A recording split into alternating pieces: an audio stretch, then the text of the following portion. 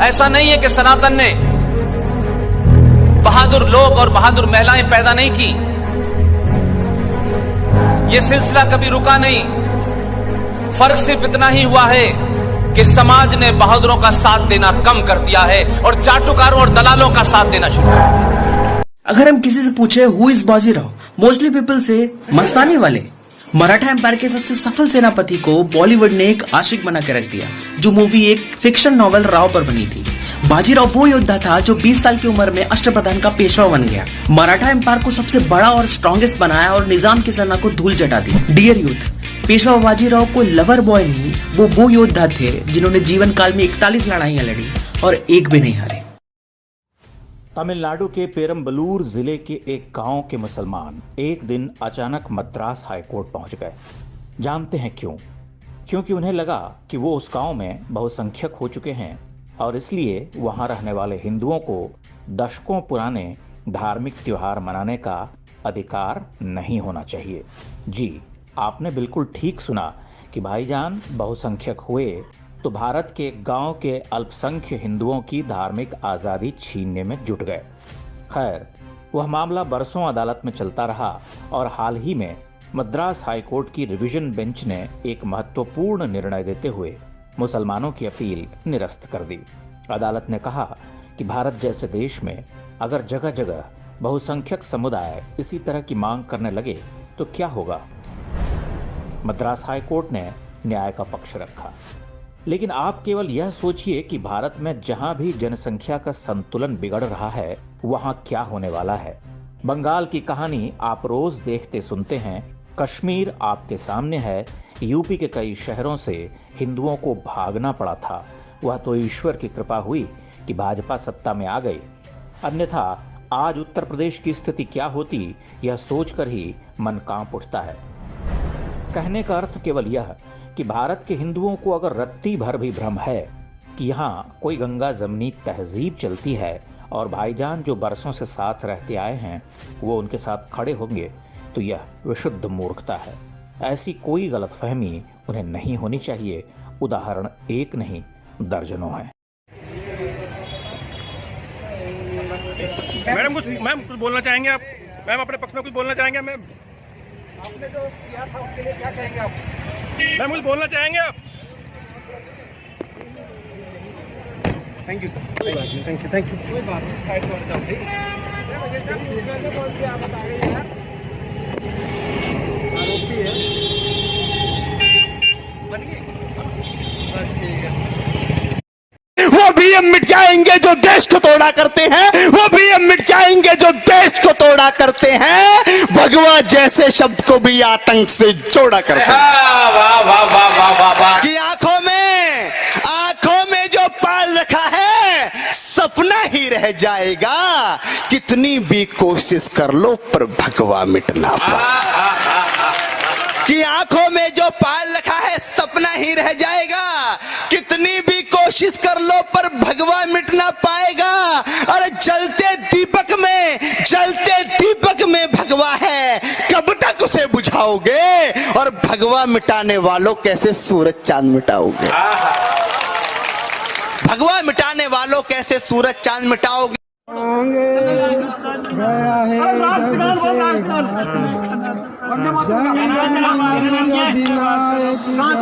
अच्छी तरह का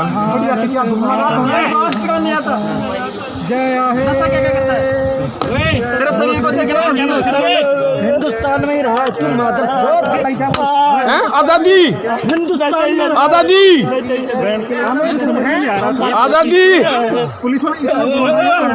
आजादी। कितने झूले थे फांसी पर, कितनों ने गोली खाई थी। कितने झूले थे फांसी पर, कितनों ने गोली खाई थी। क्यों झूठ सिखाते हो साहब कि सिर्फ चरखों से आजादी आई थी। सिर्फ का स्वभाव है मेरा। फिर से सूट बनवा रहे हो?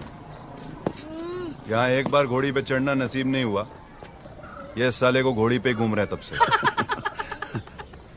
अबे अंधे हो क्या? इससे अच्छा तो हम शादी करवा लेते उससे यार।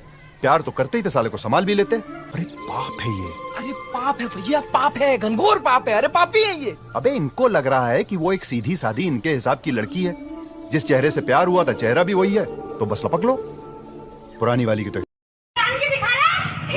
शादी कर ली धोखे से और अब वो नाटक कर रहा है। इस वीडियो में जिस लड़की को आप देख रहे हैं ये भी लव जिहाद का शिकार हो गई। दरअसल इसको एक शांतिप्रिय समुदाय, अशांतिप्रिय समुदाय में कहूंगा, उसके युवक ने इससे शादी कर ली बहलाकर फुसलाकर, और ये लड़की उस लड़के की हकीकत भी मालूम नहीं कर पाई। ये वीडियो सबके लिए जो कहते हैं कि मेरा अब्दुल ऐसा नहीं है, लेकिन वो कैसा है सबसे पहले तो ये वीडियो देखिए, बाकी बात करते हैं आगे।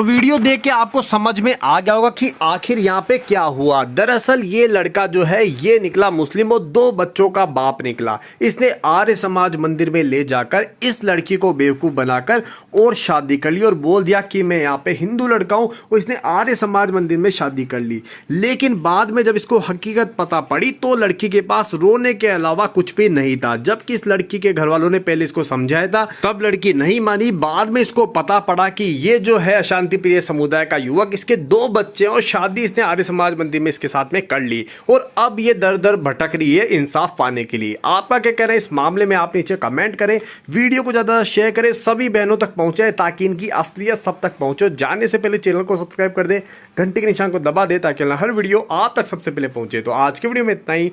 जय श्री राम, जय हिंद। कैसी रही जी आपकी रैली?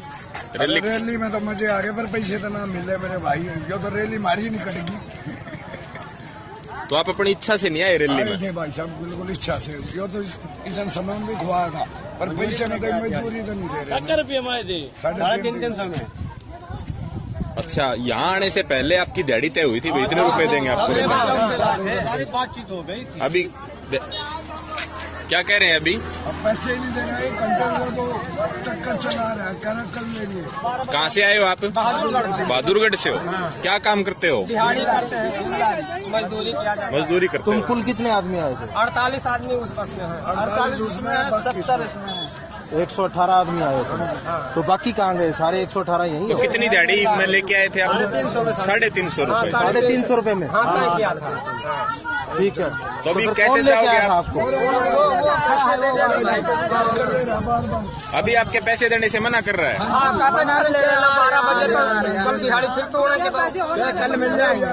बहादुरगढ़ से सिर्फ आप ही आए या और भी आया कोई? सारे बहादुरगढ़ से आए।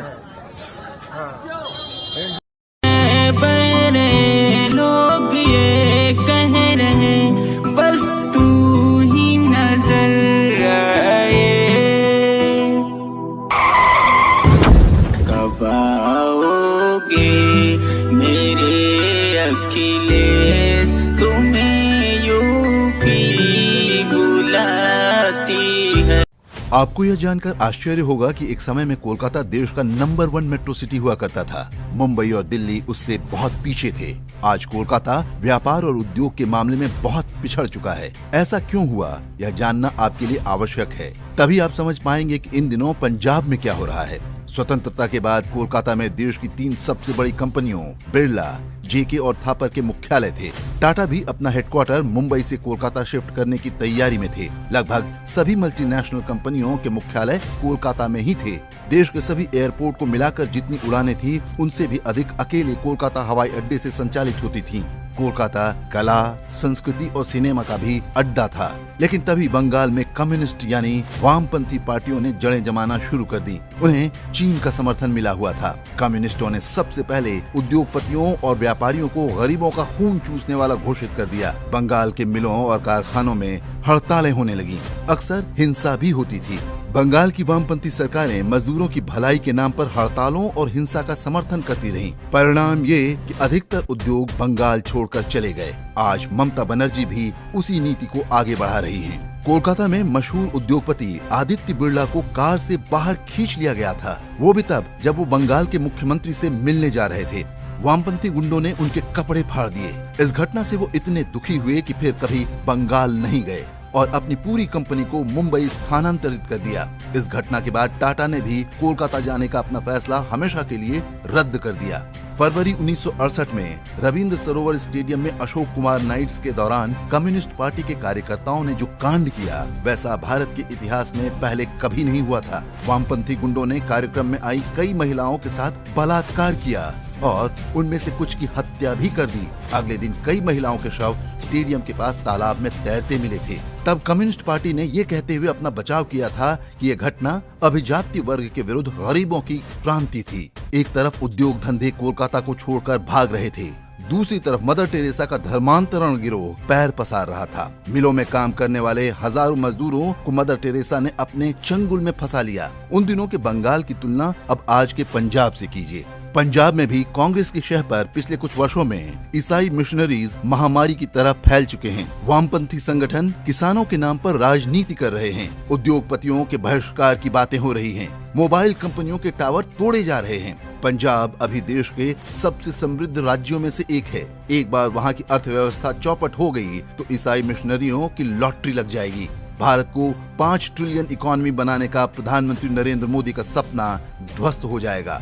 वामपंथ भले ही राजनीतिक तौर पर खत्म हो चुका हो, लेकिन कांग्रेस की कृपा से सिस्टम में आज भी वो दीमक की तरह घुसे हुए हैं। जो लोग आज जोश में आकर उनका साथ दे रहे हैं, उन्हें इतिहास का पता होना चाहिए, वरना वो दिन दूर नहीं जब पंजाब, यूपी और हरियाणा से